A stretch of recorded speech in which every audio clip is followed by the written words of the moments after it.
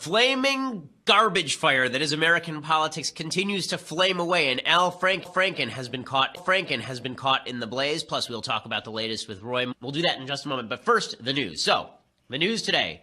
Al Franken likes grabbing boobs. Really? Like, this is the news today. So, Al Franken is now being accused by an LA anchor named Leanne Tweeden. She's on KABC.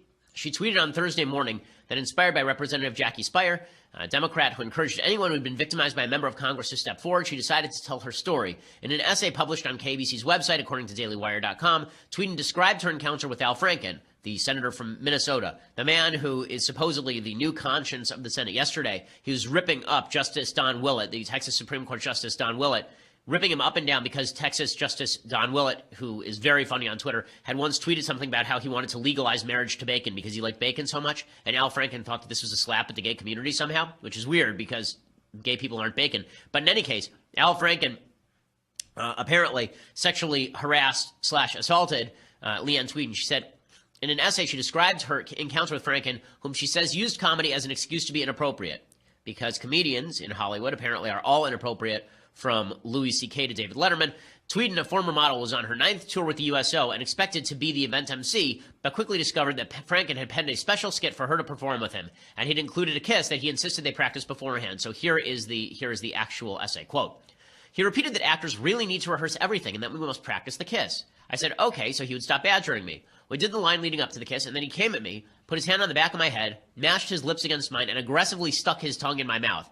Okay, first of all, that is sexual assault, but I will say that every actor in Hollywood has apparently done this to every actress in Hollywood. Like, talk to any actress in this town, you'll see this is a very common occurrence. This is not letting Al Franken off the hook by any means. It's just to show you that in Hollywood, this stuff is supremely prevalent.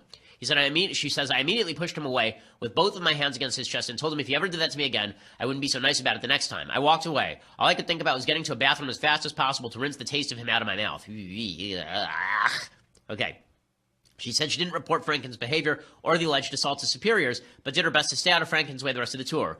He repaid her, she says, by peppering her with insults and drawing devil horns on pictures she signed for the troops. Then, on the flight home, as Tweeden slept in her Kevlar vest and helmet, she says Franken groped her while he posed for this photo. Do we have a picture? Do we have this photo? This is the one that I'd asked to pull. In any case, it's a picture of Al Franken reaching out, and she's sleeping. She's wearing a Kevlar vest, and he's standing over her, big grin on his face, and his hands poised above her boobs. Right, there it is. Yeah, there's a senator from Minnesota groping or attempting to grope a sleeping woman. Just all class is Senator Al Franken.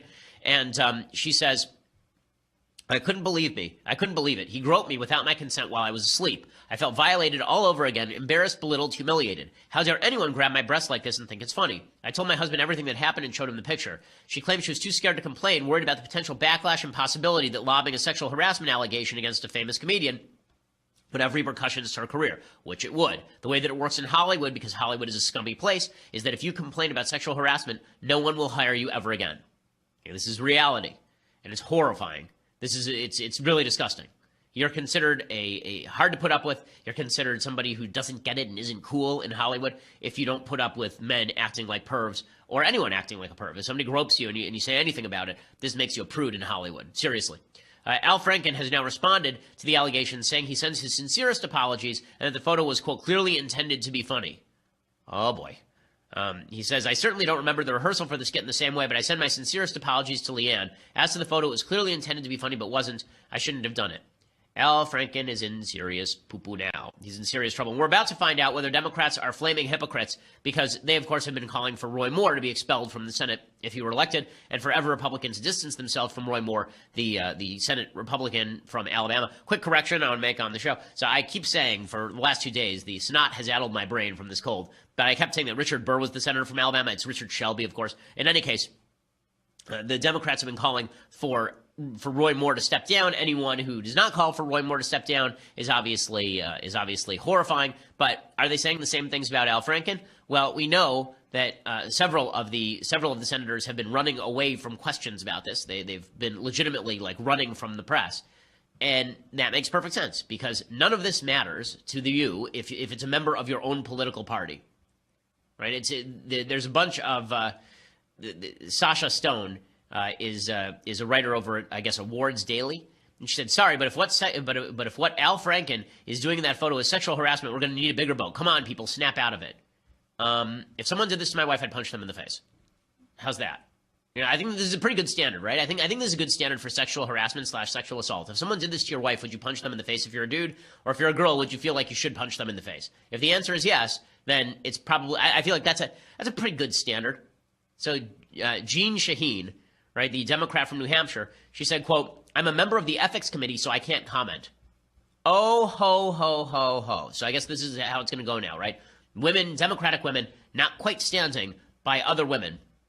I guess I had heard that Gillibrand says that, quote, so now Kirsten Gillibrand has said that the allegations against Franken are deeply disturbing, says she believes the woman who accused him.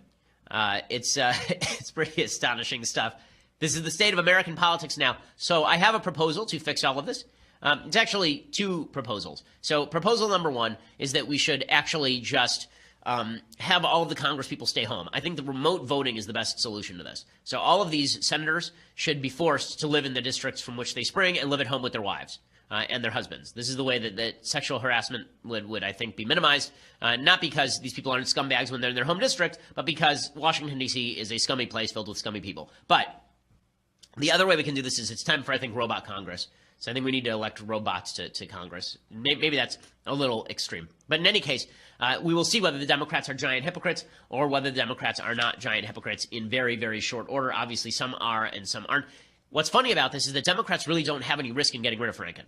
If they get rid of Franken, the governor of Minnesota right now is a Democrat. So they'll appoint a replacement, probably somebody like Keith Ellison, who is an absolute anti-Semite. So we'll actually get someone worse than Al Franken in the Senate politically if Al Franken is replaced. So Democrats don't have much to worry about. By Matt Iglesias' logic yesterday at Vox.com, they have no excuse not to get rid of him.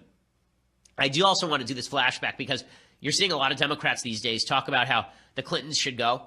And, it's time for Bill Clinton to go. And now they're all hot and bothered about sexual harassment. I am excited. I will say this.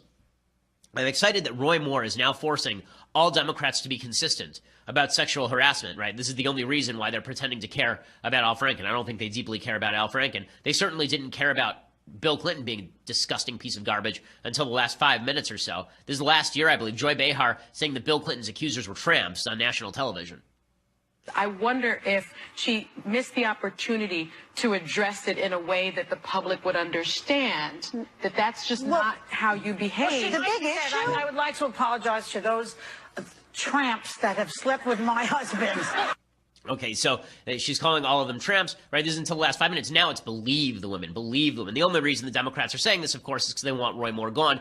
The networks, if you remember during the last election cycle, when Donald Trump brought up all of the accusers against Bill Clinton, the networks attacked Trump for having the temerity to bring up these accusers. Donald Trump proving nothing is off limits, dramatically intensifying his attacks on former President Bill Clinton's history with women. I looked at the New York Times. Are they going to interview Juanita Broderick? Are they going to interview Paula Jones? Are they going to interview Kathleen Willey? In one case, it's about exposure. In another case, it's about groping and fondling and touching against a woman's will. And rape. And rape. The rape accusation is decades old and discredited. And big settlements, massive settlements. $850,000 for Paula Jones. Lots of other things. They were referring to a trio of women who say Bill Clinton made unwanted sexual advances in the 80s and 90s. Mr. Clinton denies it. 2 of the cases were plagued by factual discrepancies. Still, the accusations linger and will be a focus of GOP ads against Hillary Clinton. Okay, so look how the media was downplaying all this until 2 seconds ago when Bill Clinton's desiccated political body was thrown right under that train because now it's time to get Republicans. Really amazing how this has happened. Now listen, if inadvertently we end up raising our standards for politicians because everybody is so focused on getting rid of the other guy that they're forced to abide by their own standards, maybe something good comes out of this. Maybe we actually all have new standards. I don't think that's what's going to happen, though. I think that this will be a 5-minute break from partisan politics dominating, and then we'll go right back to being terrible about electing terrible people. I mean, remember, Democrats were so insane back in the 90s over this thing that Bill Clinton, who was a perjurer and a sexual molester, Bill Clinton was applauded by Democrats. After he was impeached, Democrats came to the White House and they gave him a standing ovation. I ask the American people to move with me, to go on from here, to rise above the rancor, to overcome the pain and division, to be a repairer of the breach, all of us, to make this country as one America what it can and must be for our children in the new century about to dawn. Thank you very much. And they're all done. This is literally after he was impeached by the House, right? And they're all standing there clapping for him. You know, the reason that I bring this up is not whataboutism. I've been calling for Roy Moore to step down. On Fox News yesterday, I said that Roy Moore should step down on Fox and Friends, right? So President Trump's favorite show, I said directly on that show that Roy Moore should absolutely step down from his Senate run. So this is not whataboutism only applies if you say that you're excusing Roy Moore's behavior because of Bill Clinton. The reason that I'm bringing up Bill Clinton is because I believe that the standard for American politicians was set in the 1990s, and that has been the consistent standard all the way until now. And so if Democrats want to get rid of Roy Moore, and this is going to force them to get rid of Al Franken too, good. Good. Now, with all of that said, I do think that we should be careful about what exactly are the standards for sexual harassment and sexual assault. Like, we actually have a picture of Al Franken, purporting to grab a woman's breasts while she's sleeping. That's pretty bad stuff. I want to make sure that the allegations that we see are credible. The reason that I said that Moore is, that picture is a picture. Come on, there's a picture for you. But the reason that I've said that Roy Moore should step down is because the allegations are credible. When Ted Cruz, for example, during his campaign, was accused to have slept with a bunch of his campaign aides, the allegations were not credible because there were no names that were named. All of the women denied it. There was not any corresponding information.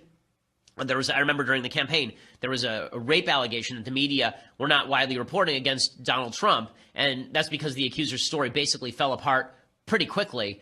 So the allegations have to be credible.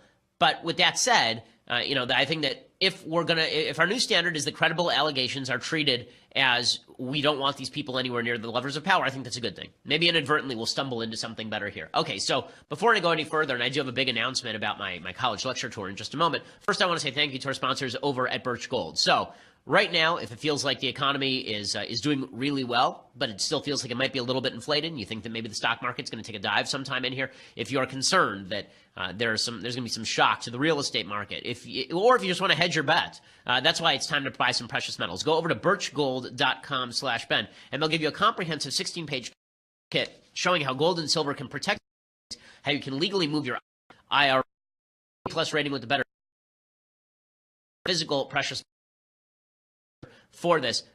Students who have necessary funding request hosting an event. Because of my crazy schedule, we're actually limiting next year's tour to 12 campuses, so be fast about this. Be sure to follow all the steps in the application and present a good proposal for why you think your school should be one of the 12. Check out yaf.org/Ben Shapiro Tour. That's yaf.org/Ben Shapiro Tour to submit an application, and that will allow us to get back to you faster as well. Okay, so meanwhile, while all of this is going on in the Senate, the continuing saga of Roy Moore continues apace. And I want to talk about some of the solutions to Roy Moore saga, but one of the things I find really kind of gross about the way that sexual allegations are treated, it's gross in two aspects. One is that sexual allegations without any other corroborating proof, if you say, show me some corroborating evidence, people go nuts. And if you say there is corroborating evidence, now you have to show me why it's not true, people go nuts. So there's no solution, right? Roy Moore's lawyers put out a defense yesterday that was so weak and so strained, and yet people are hanging their hat on this peg. I remember that during the campaign, there was some of this with regard to President Trump, and I remember with Bill Clinton, there was some of the same sort of stuff. With regard to Trump, I recall that there was an allegation that Trump had sexually assaulted a woman on a plane, and people were going back and trying to figure out whether the armrests on that kind of plane went up or down, and this was supposed to be used as proof that Trump had never done any of this. I'm seeing something similar happening with Roy Moore. The question you have to ask yourself is whether these allegations are credible. Now, you can still make the case, and I'm getting letters from people in Alabama who are saying, listen, I'm not going to vote for Doug Jones. I don't want you to vote for Doug Jones. I didn't vote for Hillary Clinton, right? I thought that Donald Trump was kind of a scuzz. I didn't vote for Hillary Clinton. I'm not saying you have to vote for Doug Jones. I'm saying now is the time for all of you folks to be planning a write-in campaign for somebody who is not credibly accused of child molestation. Is that a terrible idea? Is that a horrible idea? Now, I didn't vote at the top of the ticket. I think it's possible to do that too. I understand why you don't want Doug Jones in the Senate. I don't want him in the Senate either. I don't want a pro-abortion Democrat in the Senate. But that does not mean that we get to brush off accusations that are like this. So let's go through Moore's lawyer's defense, because this is pretty bad. There are a couple more allegations, by the way, that Moore groped people. There are two new accusers who are suggesting that Moore was harassing them. One of them was a high school girl who said that when Moore was in his 30s, he called up her high school, pulled her out of trig class to ask her on a date, which it called the principal's office and said, "Can I speak to X?" And the girl went to the office and she said, "What's up?" And he said, "I want to ask you on a date. What are you doing?" She said, "I'm in trig class right now." Okay. In any case, Moore's lawyer, let's say his legal team is not the strongest. And when I say not the strongest, I mean it's really quite terrible. I don't know whether his lawyers went to the My Cousin Vinny's School of Lawyering, but they don't have the street smarts of Joe Pesci. Here is, okay, in any case, here was Roy Moore's attorney. At a certain point, you just have to laugh at this stuff because we are so down the rabbit hole, folks. I mean, we are in Alice in Wonderland. And here is Roy Moore's lawyer yesterday trying to make excuses for Roy Moore attempting to date girls who were like 15 or 16 years old in Alabama in 1979. He's talking to an anchor on MSNBC, and this anchor, the anchor's name is Ali Veshy, I guess. And watch, Ali Veshy, I guess, has some background that he thinks that he can discern because Ali Veshy is a brown person. And this does not go well from Roy Moore's lawyer. But point is this: what does Ali's background have to do with dating a 14-year-old? I'm not finished with the context of it. Well, please answer. What does Ali Velshy's background have to do with dating under children, 14-year-old girls? Sure. In other countries, there's arrangement through parents for what we would refer to as consensual marriage. So Ali's from Canada. I understand that. And Ali's also spent time in other countries, so of which I've gone to. So it's not a bad thing. I don't know where you're going. Stephanie, here's to answer your question. Ali's from Canada. Yeah, in Canada, they have a real record of people trying to hit up 14-year-olds. I love that. Ali's brown, therefore Ali must be from a country where child marriage is the thing. By the way, there are countries where child marriage is the thing. They're not civilized Western countries. Like my wife's grandmother was married, I think, when she was 13. I think the story about her is that she went out and played jump rope at her wedding. Like, that's not good. Okay, like it worked out in the long run, but right? I mean, this is why Western civilization is a superior place. Okay, Western civilization is a wonderful place because we don't have 30-year-old men who are trying to knock up 14-year-old girls. So Moore's lawyer is not doing a particularly wonderful job. And then last night, or the night before last night, you remember Sean Hannity on Fox News basically gave a 24-hour ultimatum to Roy Moore. And the ultimatum was, I need you to credibly show me why these accusations are false, or you need to get out of the race. So Roy Moore sent an open letter to Sean Hannity. And the open letter is not particularly good. So the open letter says, Dear Sean, I am suffering the same treatment other Republicans have had to endure. A month prior to the general election for U.S. Senate in Alabama, I have been attacked by the Washington Post and other liberal media in a desperate attempt to smear my character and defeat my campaign. And then he talks at length about how wonderful he is. He repeats that he's been married for a long time and has grandkids, et cetera, et cetera.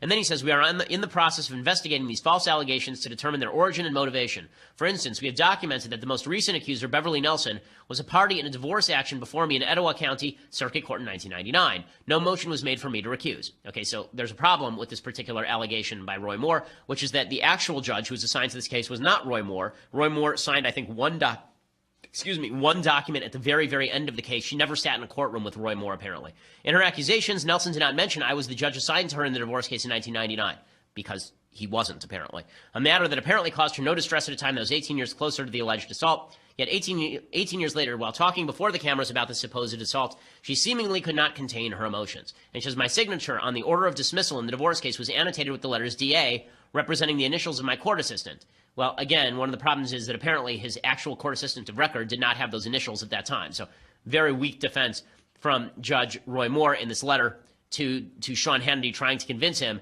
not to throw him overboard. And then he trotted out his lawyers to say that the signature in the yearbook is a fraud. Remember, we played the tape of the signature in the yearbook, the accuser showing the signature in the yearbook from Roy Moore, and then his attorney said it was